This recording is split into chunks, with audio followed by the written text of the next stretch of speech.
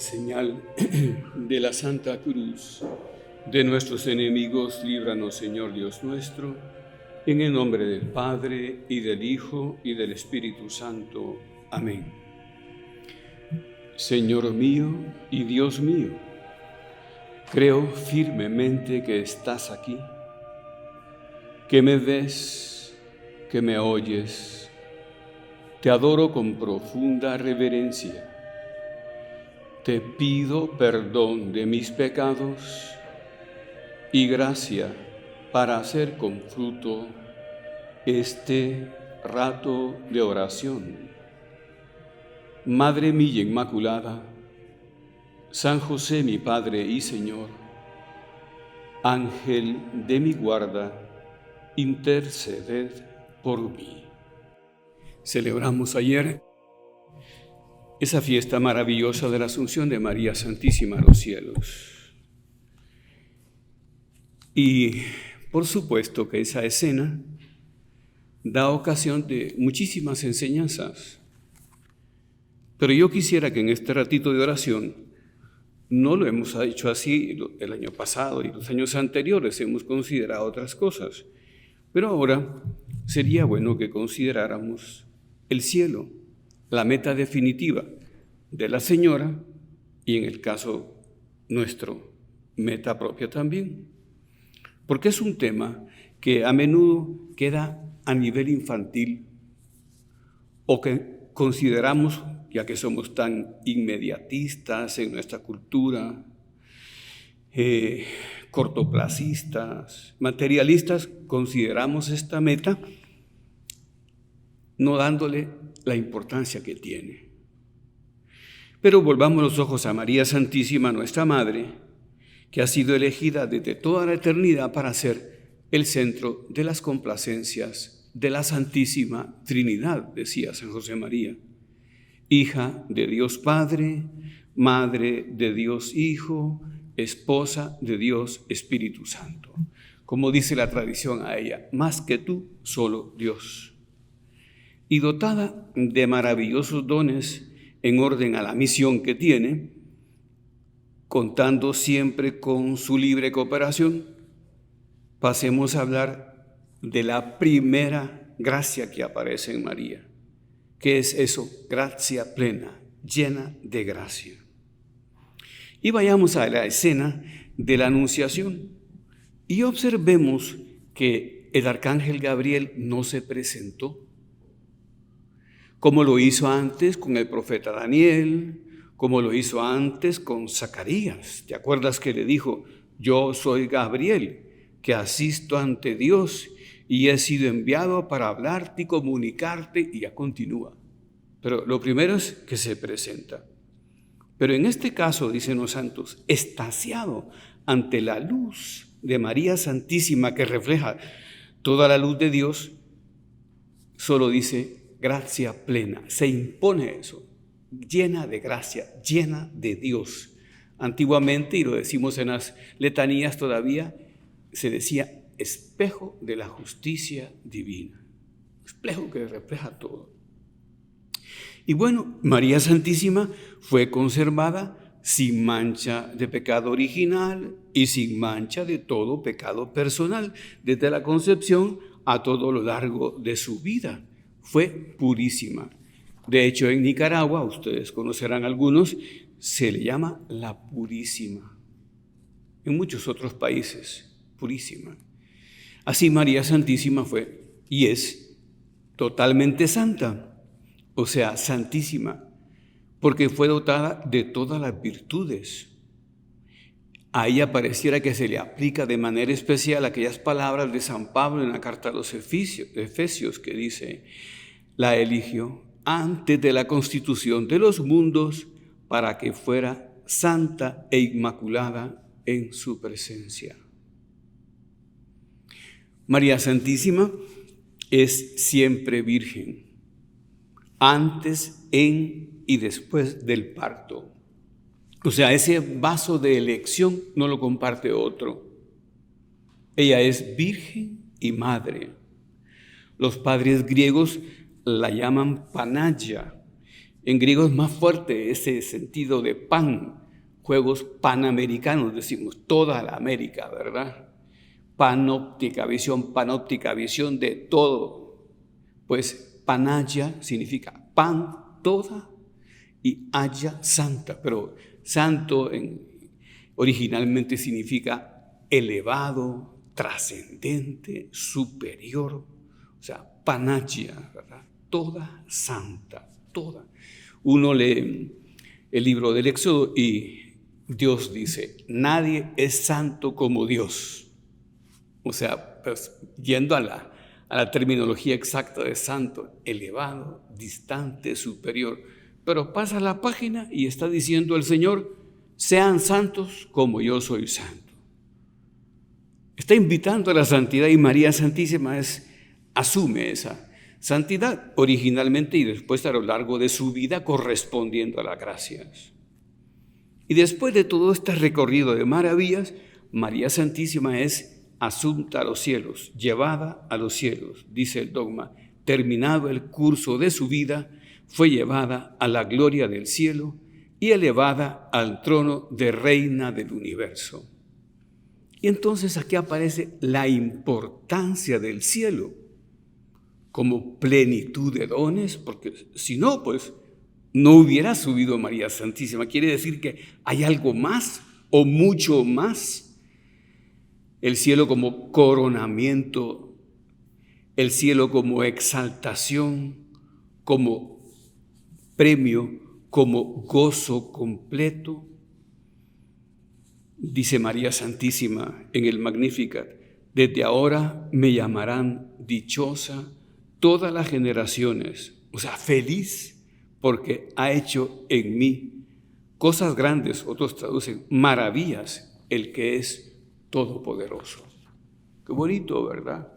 Pero continuemos con nuestra meditación aquí delante del Santísimo, bajo cuya licencia yo predico en esta ocasión.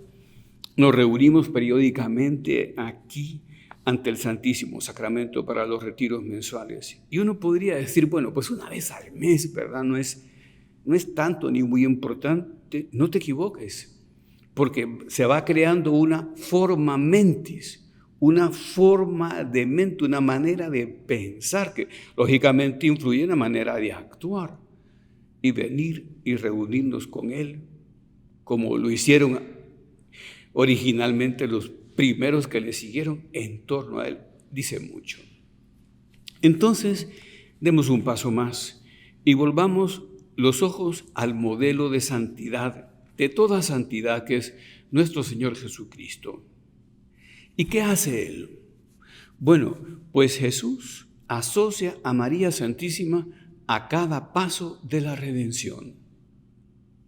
Desde Belén hasta su pasión, muerte y resurrección, está María allí. Y ella mantiene su fiat incólume, hágase en mí según tu palabra. Y está allí junto a Él.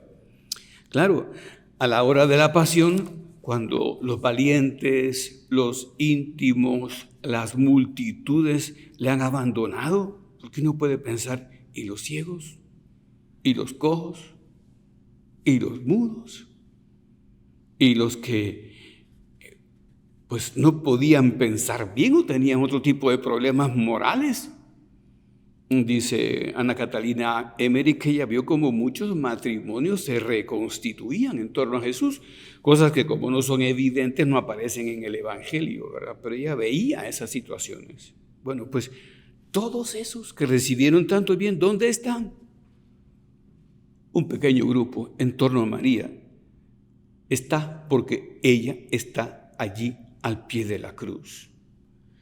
Y al pie de la cruz Jesús nos la da por madre, mujer, ahí tienes a tu hijo, hijo, ahí tienes a tu madre. Y claro, a la muerte de Jesús en la cruz seguirá y María estará ahí en el sepulcro. Y en la ansiedad que se crea después y el dolor, en la resurrección, en la alegría de esto, en la ascensión a los cielos de Cristo nuestro Señor y a esa iglesia que es la primera comunidad ¿qué se hace? Se constituye, se fortalece en torno a María. Y Cristo, sepámoslo pues, como hombre, alcanza la plenitud de exaltación en el cielo. Hace unos años vi como preguntaba un profesor famoso a seminaristas y sacerdotes cómo nos había redimido Cristo, si como Dios o como hombre. Una pregunta que no es fácil. Y entonces pues uno tiende a decir, como es tan grande las consecuencias de la redención como Dios. Y entonces dijo, no, nos redime como hombre, porque como Dios no podía morir. Claro, como hombre con repercusiones divinas, porque es hombre de Dios, pero como hombre muere.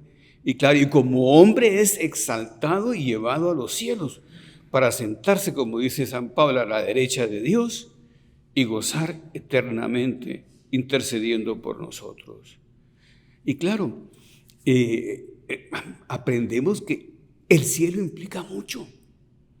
Y entonces la Asunción de María nos hace ver, decía Benedicto XVI, que en el corazón de Dios, en el cielo, hay un lugar para nosotros, porque María Santísima es la primera pieza, el primer miembro de la iglesia que sube a los cielos. ¿Ves? Hay un lugar para ti y para mí en el cielo.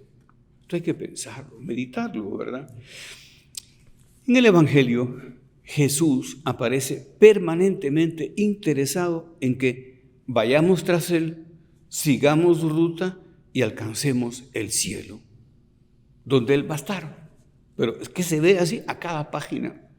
Y entonces habla del cielo con imágenes muy bellas. Recordaremos todos que dice la casa del Padre, el reino de los cielos, el banquete de bodas, la vida eterna, la luz.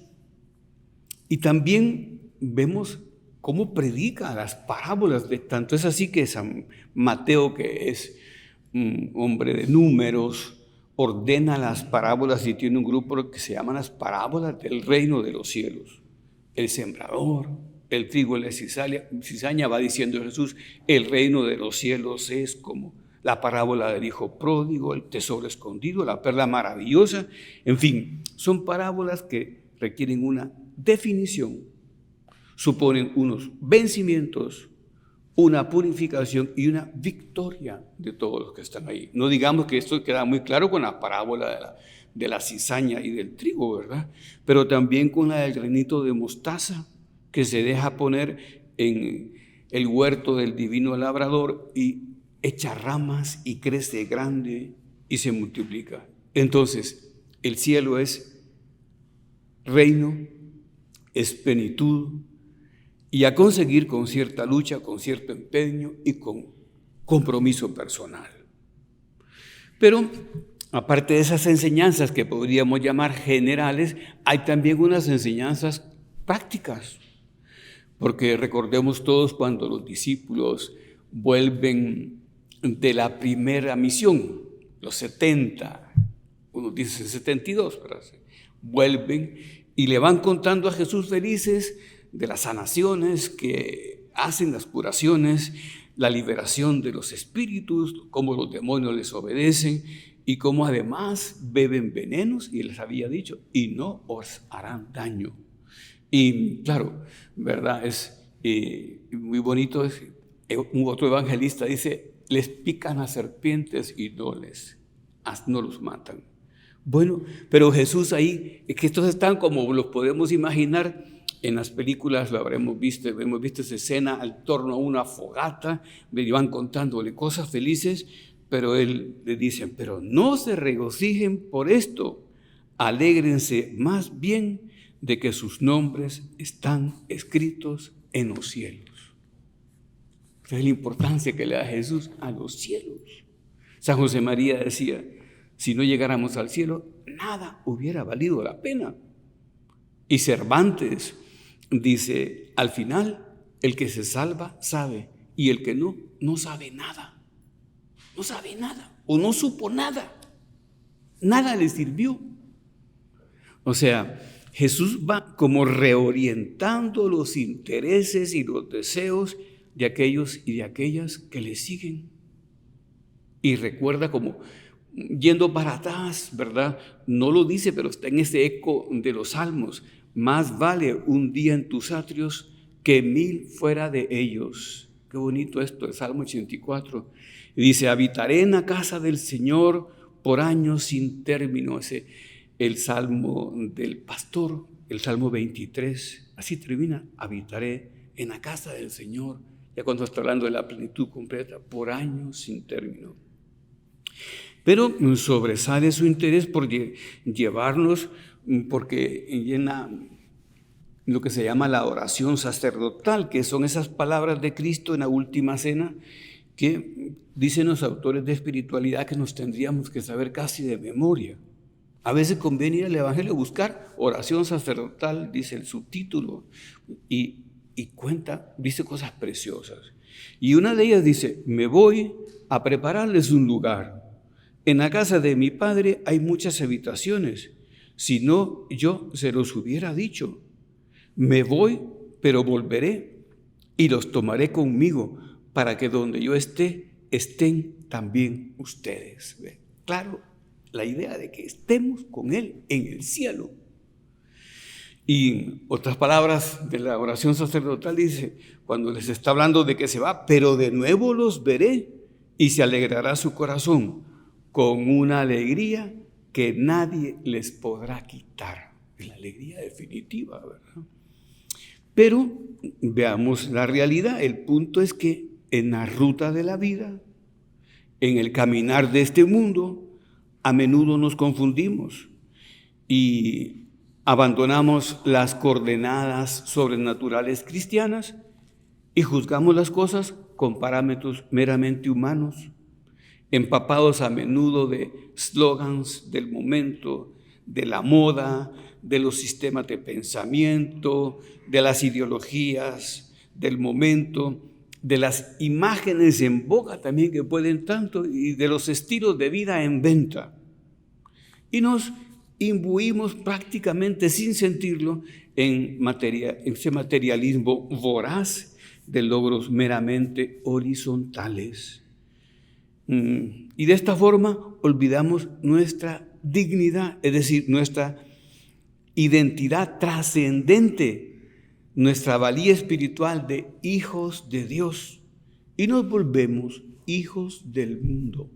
Esto cuesta decirlo porque no es voluntario, pero quizá alguna vez será voluntario, pero ordinariamente es como que nos arrastra la correntada, casi sin darnos cuenta, y por la fama, por el éxito, por el puesto, por el sueldo, por un lugar social, por un nombre, por una cuenta jugosa en el banco, por unas comodidades extras, por unos viajes intergalácticos, etcétera, etcétera, perdemos el rumbo y confundimos la meta. En la práctica confundimos la meta y, como dice el Papa Francisco, dejamos de ser peregrinos y pasamos a ser errantes. Es decir, el peregrino conoce la meta a la que se dirige, el errante no. El errante acaba dando vueltas sobre sí mismo, sobre sus propios egoísmos de manera circular. Así dice San José María en Camino, ¿para qué abocarte a beber en las charcas de los consuelos mundanos si puedes saciar tu sed en las aguas que saltan hasta la vida eterna? Y a un retiro venimos a hacer oración y hablando con el Señor. Señor, llámanos, llama la atención de nosotros, tómanos de la mano, pero que no nos quedemos en la charca de los consuelos humanos y olvidemos estas aguas, tus aguas que saltan hasta la vida eterna. Así Él ha dicho, aquel que tenga sed, venga a mí y beba, y de sus entrañas manarán ríos de agua viva. Bueno, pues, pero quizá aparezca otra tentación distinta, o sea, sola o a la vez, una tentación de desesperanza ante la crisis moral de la cultura de Occidente, el neopaganismo, el pansexualismo, la inversión de valores y costumbres, el individualismo, la sociedad líquida, que se llama esta sociedad que no tiene nada sólido en qué cogerse en cuanto a la moral, los lobbies de poder, y así podíamos seguir, de los que somos víctimas, ¿verdad?, en los medios de comunicación, etcétera, así podríamos seguir. Pero entonces podemos pensar que eso de santificarnos en el mundo y de santificar el mundo como tal, es decir, de llevarlo a Dios, podría ser un imposible, un sueño amargo. Es que yo después de ver esto y esto, mejor me muero, no sé qué podríamos decir, ¿verdad? Un sueño amargo. No, San José María nos decía tantas veces que no. Lo nuestro es estar allí, en el mundo, de modo capilar, bien formados, cuidando la vida sacramental, cuidando la oración, el trato personal con Dios, y así vivir la aventura de la santificación propia y del mundo. Es una aventura, un mundo, por supuesto, herido, complicado, podrido, quizá podrías pensarlo, pero es criatura de Dios y es como la porción, lo que tenemos alrededor, que el Señor nos ha dado para santificar y cambiar. Fíjate tú, imagínate, ¿verdad?, los cristianos puestos en el mundo. Esta es tu porción de mundo, hijo, cámbiala. Comenzando por ti, la familia y después, etcétera, ¿verdad?, en círculos concéntricos, pero esta es tu porción de un mundo mío que los hombres y Satanás han pervertido. Y tú puedes decir herido, complicado, podrido, quizá podrías decir, pero este es uno. Comienza a trabajar. Entonces, hay que salvar el mundo desde dentro, decía San José María, y no hay que consentir una visión negativa, sí realista, pero no negativa. Dice el profeta Jeremías, una frase preciosa: párense en los caminos y miren, como si frenen. Uno puede quedarse un poco, caer en la desesperanza y en las visiones negativas. No, párense en los caminos y miren. Y pregunten por los senderos antiguos, es decir, sabios, ¿verdad? ¿Cuál es el buen camino? Y anden por él, y hallarán descanso en sus almas. Fíjate, estamos hablando de Jeremías 3 siglos antes de nuestro Señor Jesucristo. Párense y miren. Bueno, detengámonos, porque ese stop, diríamos en terminología moderna, que propone Jeremías, es para que recapacitemos en nuestra propuesta liberadora de rectificación, con una esperanza, como decía el Papa Benedicto, performativa. Es decir, no es una esperanza teórica y estática, sino que cambia las cosas, que cambia no solo el horizonte, sino también la vida nuestra. Una esperanza performativa, una propuesta de rectificación, de conversión. Y por eso las parábolas del reino y de la cizaña del tío, y por eso lo del granito de mostaza, y por eso el tesoro escondido que vale la pena todo con tal de conseguir aquel campo, y la perla maravillosa que, por supuesto, vende todo el mercader y compra aquella perla. Y el hijo pródigo que vuelve a la casa del padre, siempre casa, siempre alegre, siempre en fiesta, porque vuelve un hijo. Y ustedes son padres de familia y saben lo que vale un hijo. Y Dios nos ve como hijos. Y cuando volvemos, se pone feliz. Ya lo veremos en la próxima meditación. Entonces, conservemos esta propuesta de reconversión constante, y que supondrá, pues, comenzar y volver a recomenzar y recomenzar, porque fallaremos, somos humanos, y lo nuestro es caer, y lo propio de Dios es perdonar y recibir. Por supuesto, ¿verdad?, que esto puede requerir cruz. Dice Jesús claramente: aquel que quiera venirse conmigo, que se niegue a sí mismo, tome su cruz y me siga. Pero no la cruz de la tristeza, no nos equivoquemos, no la cruz de la amargura, es la cruz liberadora, que se goza en la victoria, porque lucha.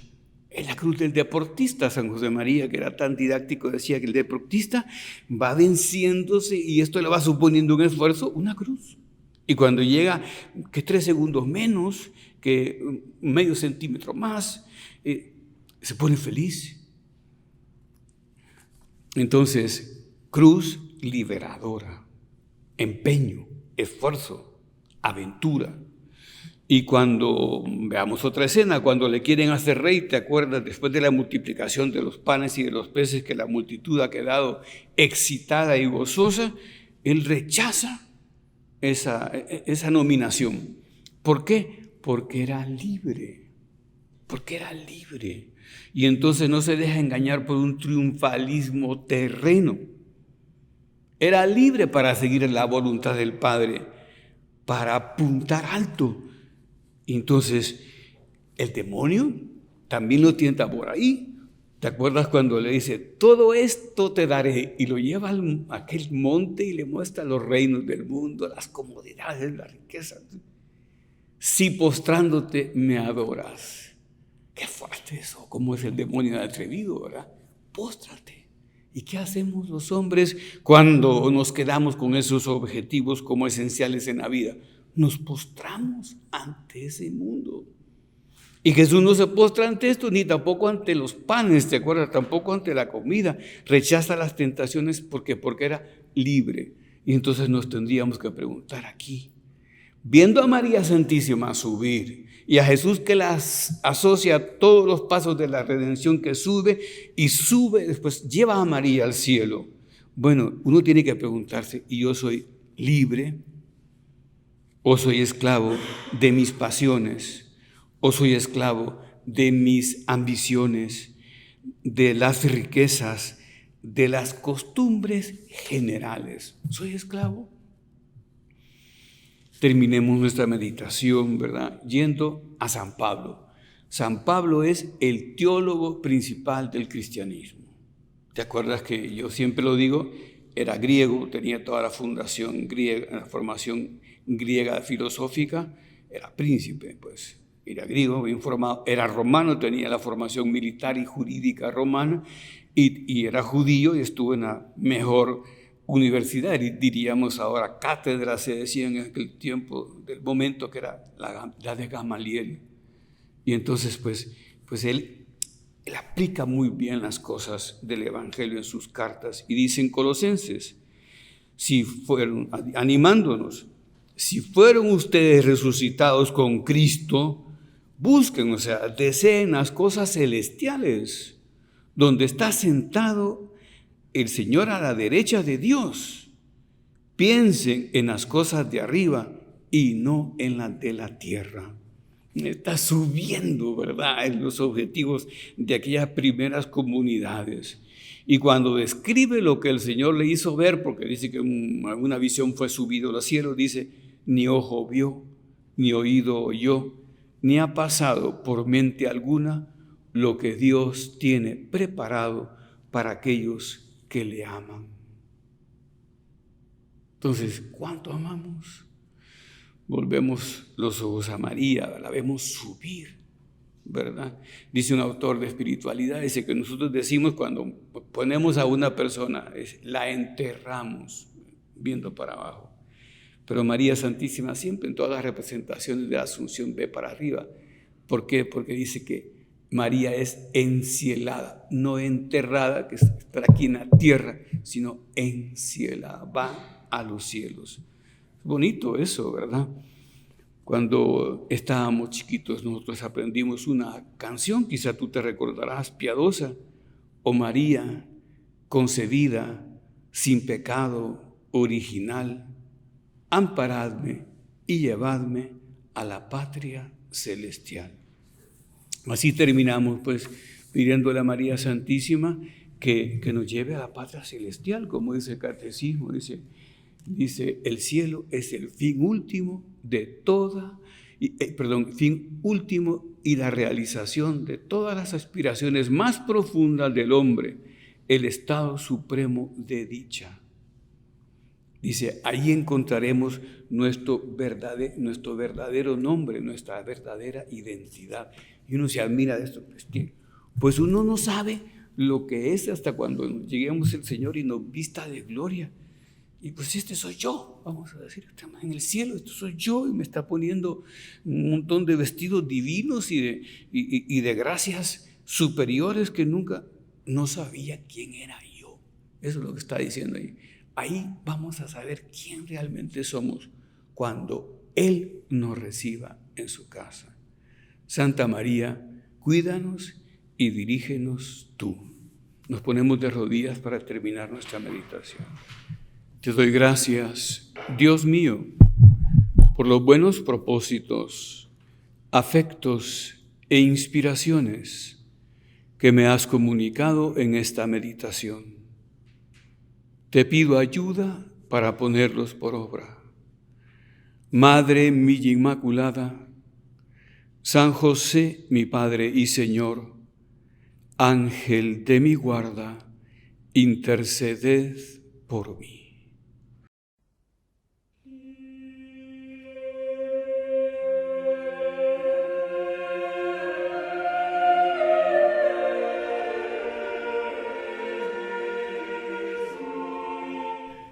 Por la señal de la Santa Cruz de nuestros enemigos, líbranos, Señor Dios nuestro, en el nombre del Padre, y del Hijo, y del Espíritu Santo. Amén.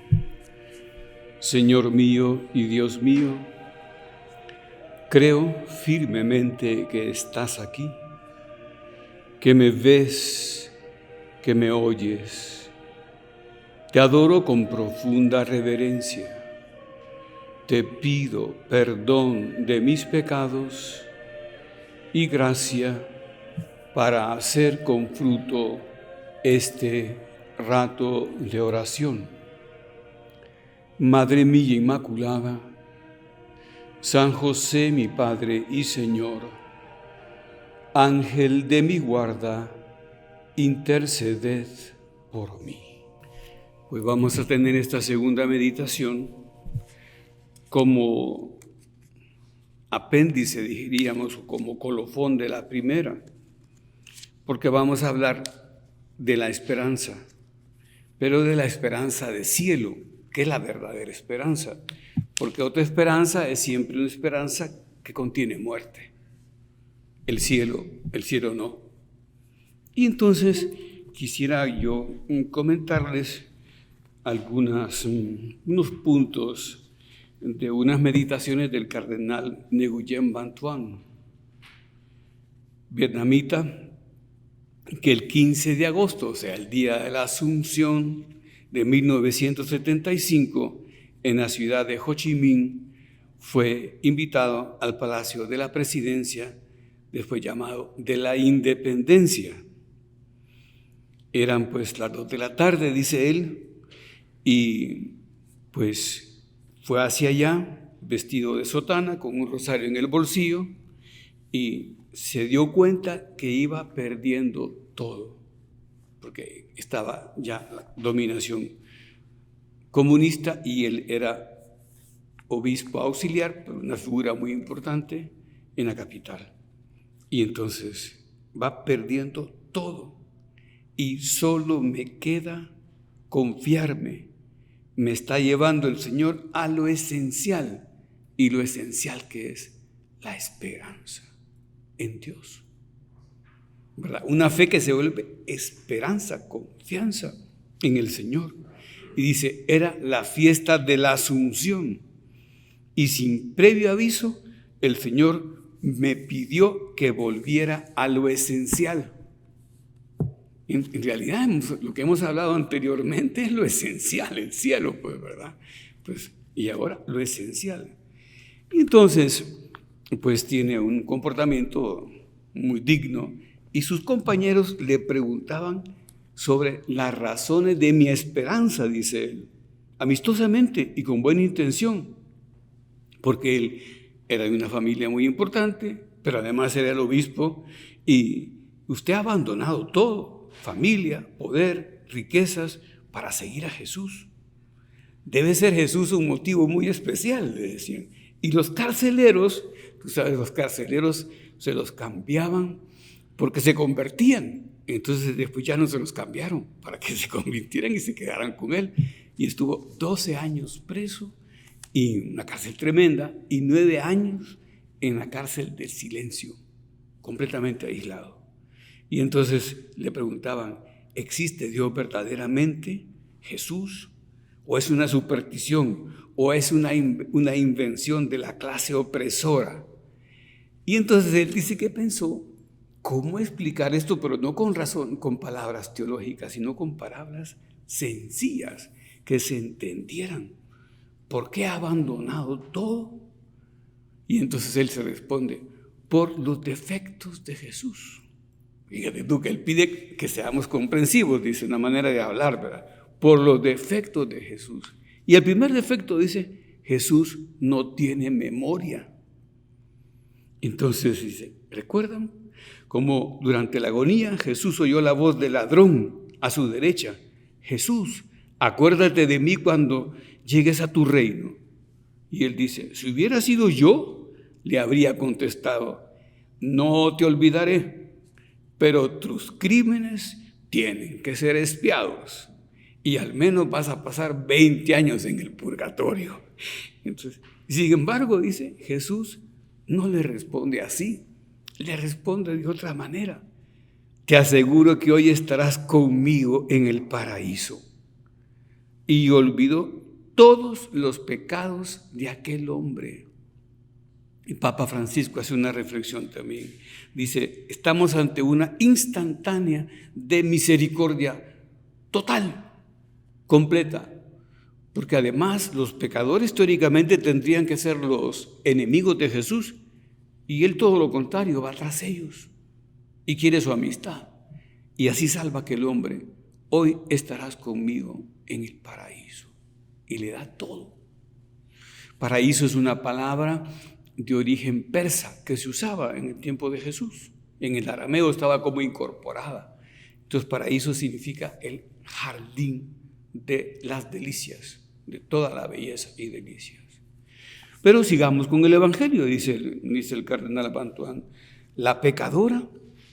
Con la pecadora que derrama el perfume a sus pies sucede más o menos lo mismo. No le pregunta sobre su escandaloso pasado. Simplemente dice, tus pecados quedan perdonados porque has mostrado mucho amor, porque has amado mucho. Qué bonito esto, hay que pensarlo. Cuando nos acercamos a Jesús con la confianza que nos debemos de acercar, esto tiene que estar detrás, formando, dijéramos, como el entramado de nuestro pensamiento y de nuestro corazón. Y la parábola del hijo pródigo nos cuenta el Evangelio que se prepara para ir a la casa de su papá y va pensando cómo va a decir, Padre, he pecado contra el cielo y contra ti, trátame como uno de tus jornaleros. Pero cuando el padre lo ve llegar, dice el cardenal Bantuán, de lejos ya ha olvidado todo, corre a su encuentro, lo abraza, lo deja no deja tiempo para pronunciar su discurso y le dice a sus siervos, traigan el mejor vestido y vístanle, pónganle el anillo, el anillo de la casa noble, ¿verdad? Noble, en sus manos y sandalias en sus pies, y traigan el novillo cebado y mátenlo y comamos y celebremos una fiesta, porque este hijo mío estaba muerto, el pasado era muerte, y ha vuelto a la vida, estaba perdido, ese era su pasado, y ha sido hallado. O sea, Jesús no tiene memoria, no solo y perdona, pero también olvida que perdona. No como sucede aquí en la tierra, ya esta es la segunda vez que te perdono, decimos nosotros. No recuerda ni que perdona. Y dice, tiene un segundo defecto. Jesús no sabe de matemáticas. Pienso que si hubiera hecho un examen, lo hubieran suspendido, dice. Eso lo muestra la oveja de la parábola, la parábola de la oveja perdida. Un pastor que tiene 100 ovejas y que se le descarría una y que deja las 99 en el redil y va en busca de la que se le ha perdido. Y cuando la encuentra, la carga como una pobre criatura queridísima y la pone sobre sus hombros y la regresa al redil. Para Jesús dice, 1 equivale a 99. Si la ecuación, 1 igual a 99 en el corazón de Cristo. Y quizá incluso más. Pero su misericordia se extiende de generación en generación. Y cuando se trata de salvar a la oveja descarriada, no se deja desanimar por ningún riesgo, por ningún esfuerzo. Tiene siempre acciones de compasión. Por ejemplo, dice, recordemos cuando se sienta junto al pozo de Jacob y dialoga con la samaritana. Se detiene con la samaritana y cómo la comprende. Y en la casa de Zaqueo, ¿te acuerdas que se convierte toda su familia y lo están criticando porque ha entrado a la casa de un pecador? Qué sencillez, dice el cardenal, sin cálculo, el amor a los pecadores es el que se impone. No sabe de matemáticas. Porque son lo que está justificando su conducta, pues ante sus oyentes que eran carceleros y compañeros de cárcel, que no eran católicos ni cristianos, dice.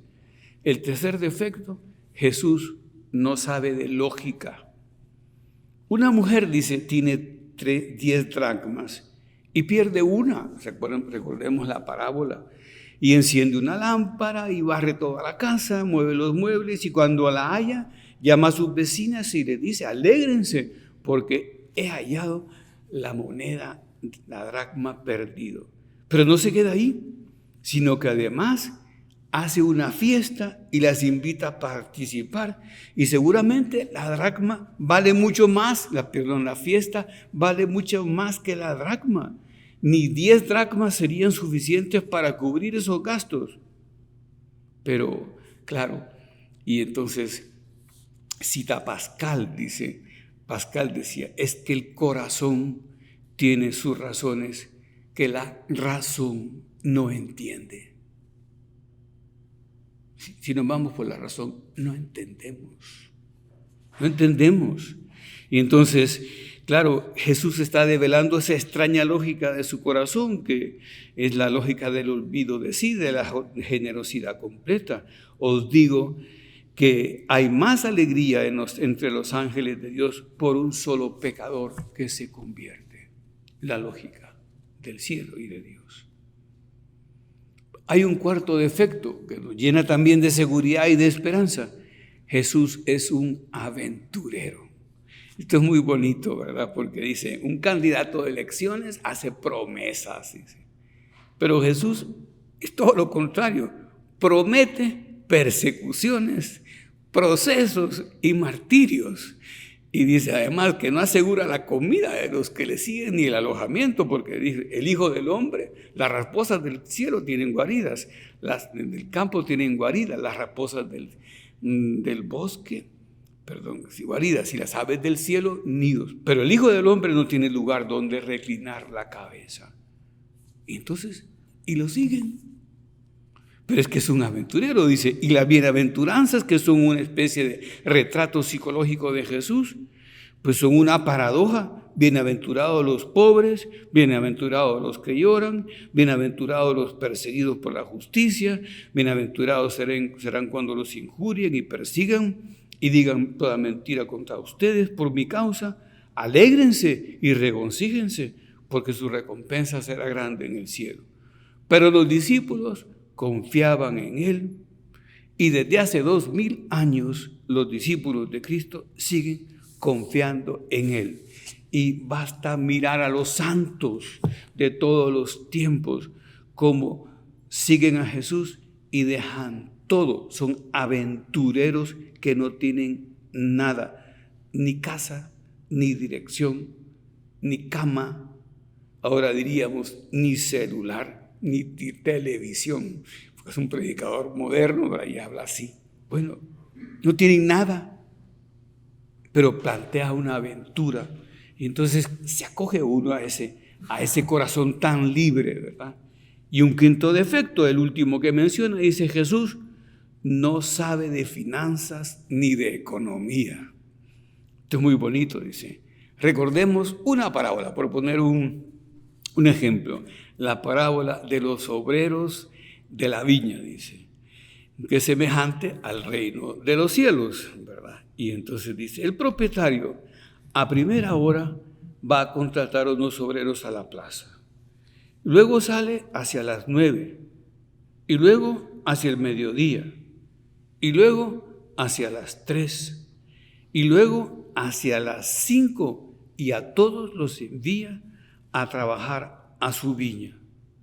Y al atardecer, o sea, al final ya del día absoluto, viene el pago, y el pago a cada uno, y a todos les da la misma paga.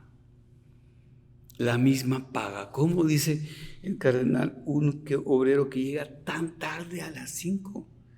Y nosotros a veces nos admiramos, es que este hombre se confesó al final de su vida y se salvó. Por supuesto que el Señor lo venía trabajando de antes y que Él manifestaba de alguna manera el deseo de cambiar, pero es que el tiempo de Dios no es el mismo tiempo de los hombres. Y dice Isaías, mis caminos no son vuestros caminos, así como los cielos están por encima de la tierra, así mis caminos están por encima de los vuestros y mis pensamientos por encima de sus pensamientos.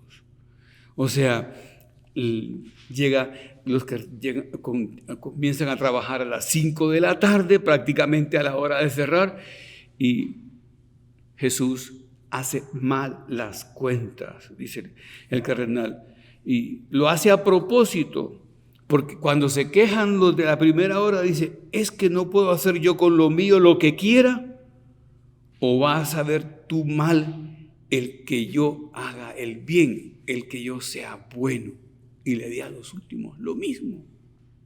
Vas a ver tú mal el bien mío. No, vamos a dejar que el Señor haga el bien con libertad. Entonces, ¿por qué Jesús tiene esos defectos? Hemos estado hablando del cielo, ¿verdad? Que es una meta de suyo inalcanzable. No hay ningún acto que podamos hacer nosotros en la tierra que merezca de suyo el cielo, porque el cielo es una eternidad y todo aquí es temporalidad. Aquello es infinito y aquí todo lo contrario, finito. Allá es no pasajero, permanente, y todo lo de aquí es caduco y pasajero. Pero, ¿por qué Jesús tiene esos defectos? Porque es amor. Y aquí podemos ir entendiendo algo, las razones del corazón. Porque es amor auténtico, que no razona, que no mide, que no levanta barreras, que no calcula, que no recuerda las ofensas, que no pone condiciones, etcétera, etcétera, que es paciente. Y Jesús actúa siempre por amor.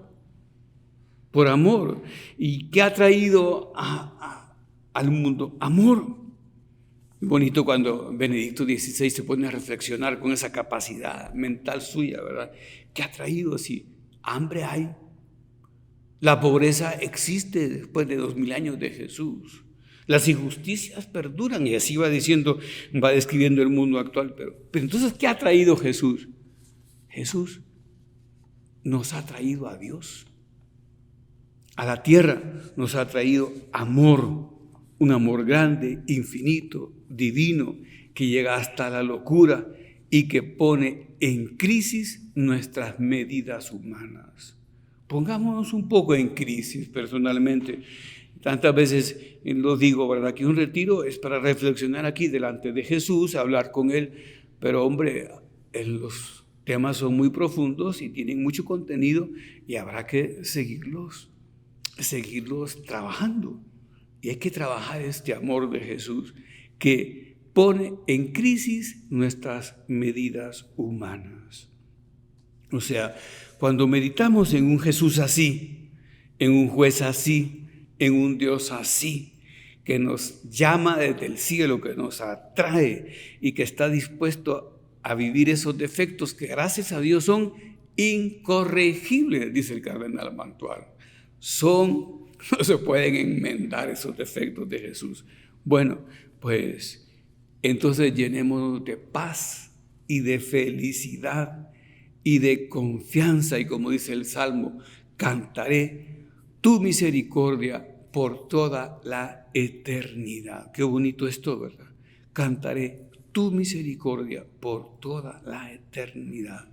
Perennemente admirado de tus maravillas, Señor, de esas maravillas que reservas para tus elegidos.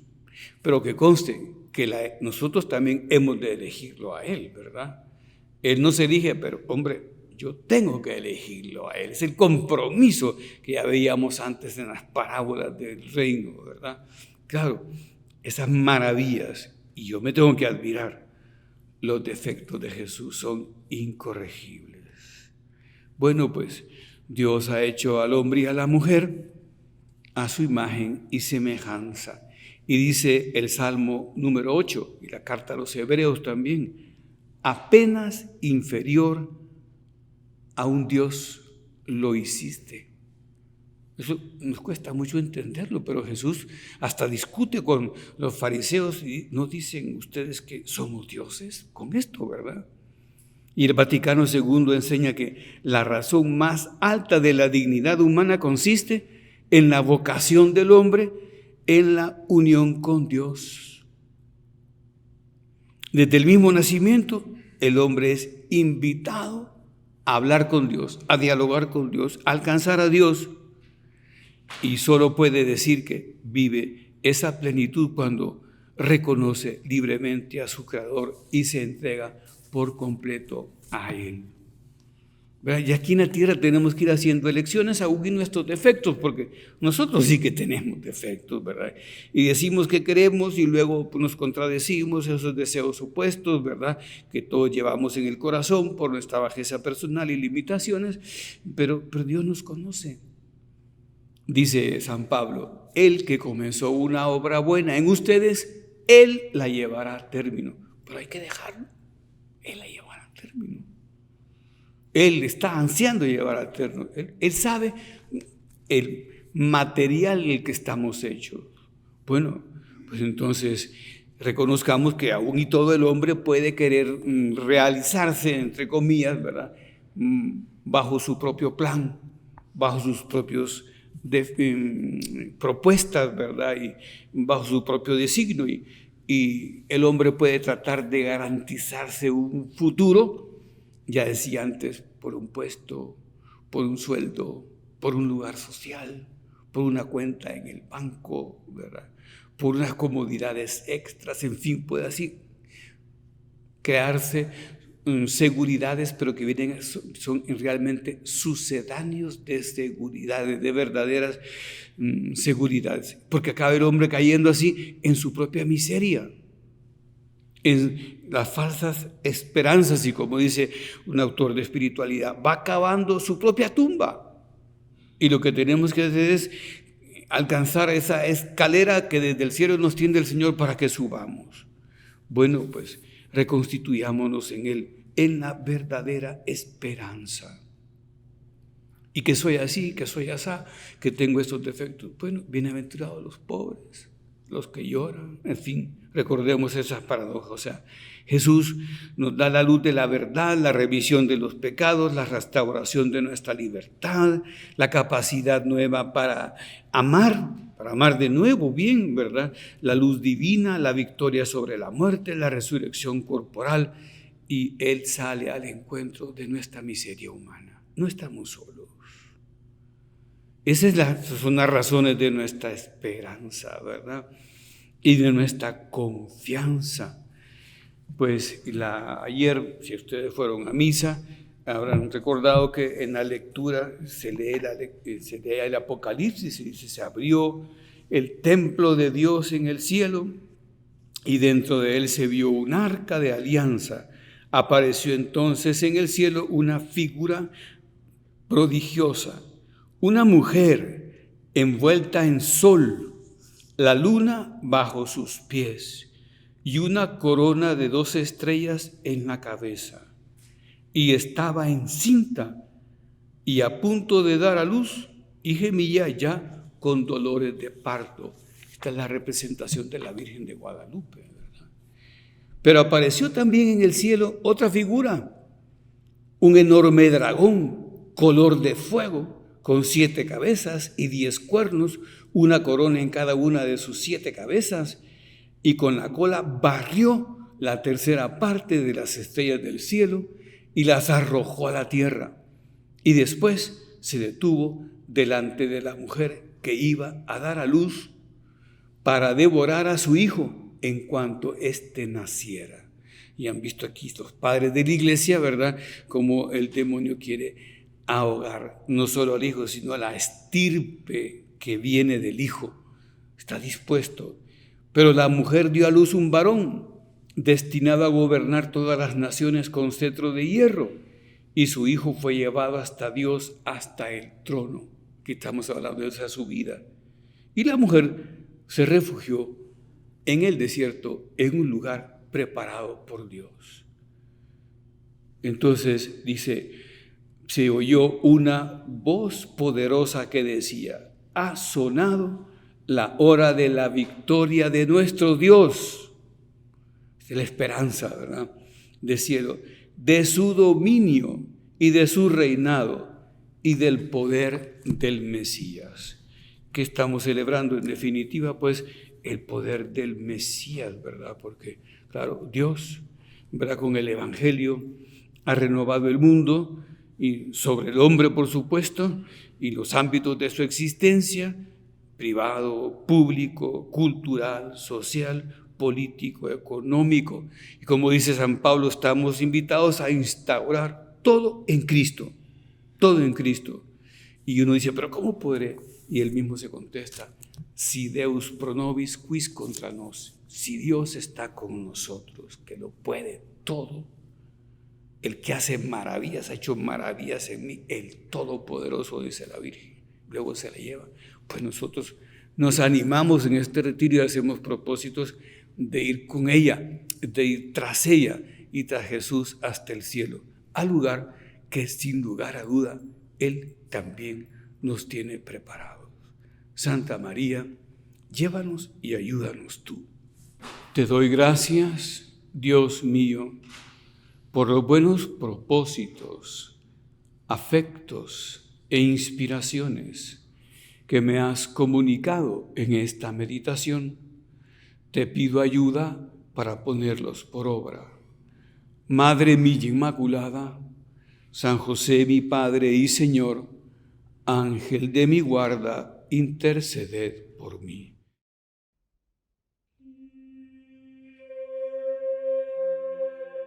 Infinitamente sea alabado. Padre nuestro que estás en el cielo, santificado sea tu nombre. Venga a nosotros tu reino. Hágase tu voluntad en la tierra como en el cielo.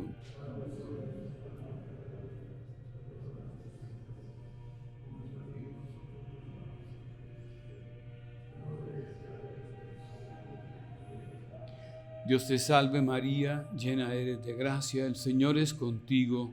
Bendita tú eres entre todas las mujeres, y bendito es el fruto de tu vientre Jesús.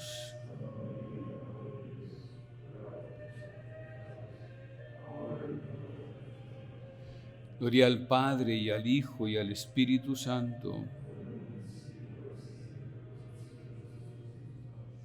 Infinitamente sea alabado. Comunión espiritual. Yo quisiera, Señor, recibirte con aquella pureza, humildad y devoción con que te recibió tu Santísima Madre, con el espíritu y fervor de los santos. Le diste el pan del cielo, que tiene en sí todo consuelo. Oremos, oh Dios, que en este sacramento admirable nos dejaste el memorial de tu pasión. Te pedimos nos concedas venerar de tal modo los sagrados misterios de tu cuerpo y de tu sangre, que experimentemos constantemente en nosotros el fruto de tu redención, tú que vives y reinas por los siglos de los siglos.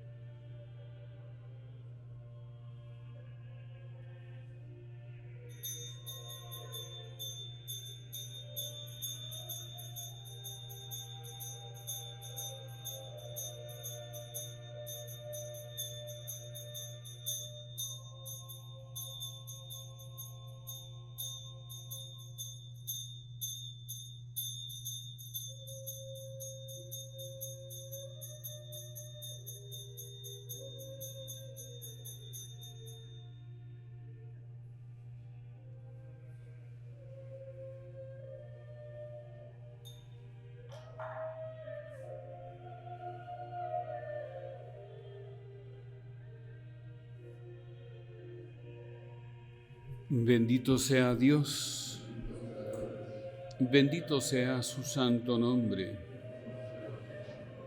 bendito sea Jesucristo, verdadero Dios y verdadero hombre. Bendito sea el nombre de Jesús, bendito sea su sacratísimo corazón,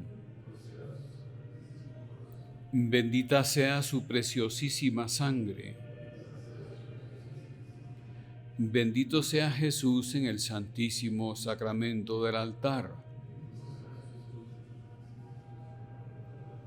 Bendito sea el Espíritu Santo Paráclito. Bendita sea la excelsa Madre de Dios, María Santísima. Bendita sea su santa e inmaculada concepción. Bendita sea su gloriosa asunción. Bendito sea el nombre de María, Virgen y Madre. Bendito sea San José, su castísimo esposo.